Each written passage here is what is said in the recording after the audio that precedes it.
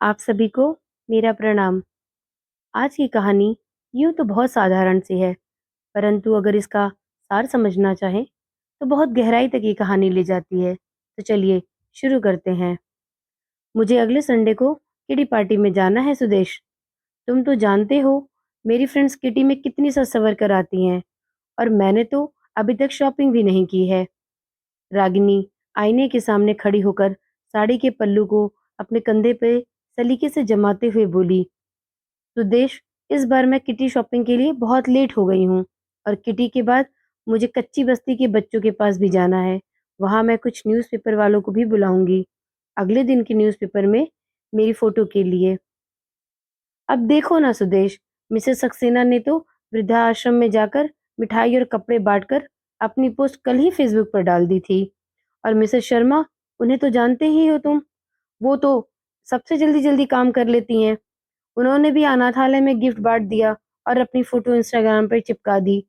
हर शुभ काम में पता नहीं मैं ही क्यों लेट हो जाती हूँ। मेरा ही दिमाग क्यों नहीं चलता है। सुदेश, तुम सुन भी रहे हो या मैं बस ऐसे ही बोले जा रही हूँ? सुदेश झुंझला कर बोला, हाँ यार, सुन रहा हूँ। मैंने तुम्हें कब मना किया है शॉपिंग के लिए? ड्राइवर को लेके क्यों नहीं चली जाती? और तुम किसी भी आश्रम में जाकर अपना जो भी कुछ देना है तुम्हें दे दो। अपनी नेकी करती हुई तस्वीरें भी डाल दो फेसबुक पे और न्यूज़पेपर में। मुझे क्यों सुना रही हो? शर्ट की बटन बंद करते हुए सुदेश ने बोला, और अब कितनी देर लगाओगी तैयार होने में? मुझे आज ही अपने स्टाफ को बोनस बांटने जाना है। जल्दी करो, मेरे पास टाइम की कमी है। कहकर रूम से बाहर निकल गया सुदेश। तभी बाहर लॉन में बैठी माँ पर नजर पड़ी। कुछ सोचते हुए वापस रूम में आया और अपनी पत्नी से बोला, रागिनी, हम शॉपिंग के लिए जा रहे हैं। क्या तुमने माँ से पूछा कि उनको भी कुछ चाहिए क्या?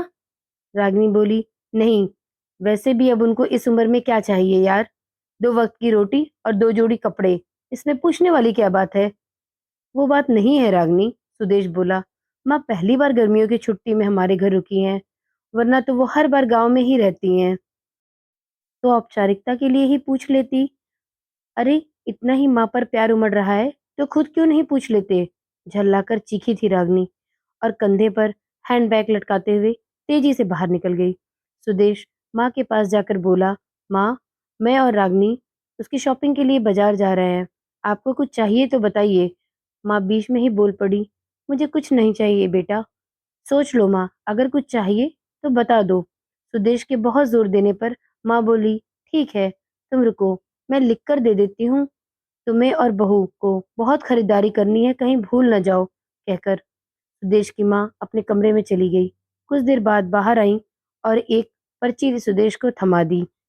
सुदेश ड्राइविंग सीट पर बैठते हुए बोला, देखो रागनी, माँ को भी कुछ चाहिए था पर बोल नहीं रही। मेरी जिद करने पर पर्ची बना कर दी है। इंसान जब तक जिंदा रहता है, रोटी और कपड़े के अलावा भी बहुत कुछ चाहिए होता है। अच्छा बाबा, ठीक है, पर पहले मैं अपनी जरूरत की सारी सामान ले लूंगी, बाद में आप अपनी माँ की पर्ची देखते रहना। और कहकर कार से बाहर निकल गई। पूरी खरीदारी करने के बाद रागिनी बोली, अब मैं बहुत थक गई हूँ, मैं कार में एसी चालू करके बैठती हूँ, आप अपनी माँ का सामान देख लो। अरे रागिनी, तुम भी रुको, फिर साथ चलते हैं, मुझे भी जल्दी है। देखता हूँ माँ ने क्या मंगाया है। साथ चलते हुए रागिनी से सुदेश ने कहा, और माँ की पर्ची जेब से निकाल ली। बाप रे, इतनी लंबी लिस्ट! पता नहीं क्या क्या मंगाया होगा। जरूर अपने गांव वाले छोटे बेटे के परिवार के लिए बहुत सारे सामान मंगाए होंगे। और बनो श्रवण कुमार, कहते हुए गुस्से से सुदेश की ओर रागिनी देखने लगी। पर ये क्या? सुदेश की आंखों में आंसू, और पर्ची पकड़े हुए सुदेश का हाथ सूखे पत्ते की तरह हिल रहा था। पूरा शरीर कांप रहा था।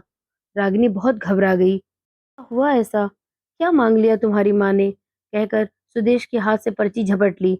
हैरान थी रागिनी भी। इतनी बड़ी पर्ची में बस चंद शब्द ही लिखे थे।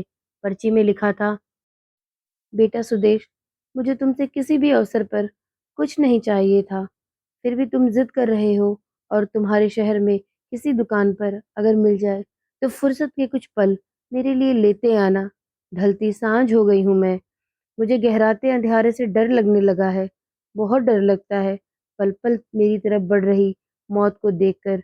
जानती हूँ कि मौत को टाला तो नहीं जा सकता, यह एक शाश्वत सत्य है, पर अकेलेपन से बहुत घबराहट होती है बेटा।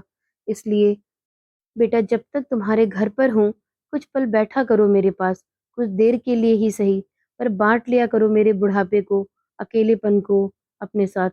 बिन दीप जलाए ही रोशन हो जाएगी मेरे जीवन की साँझ।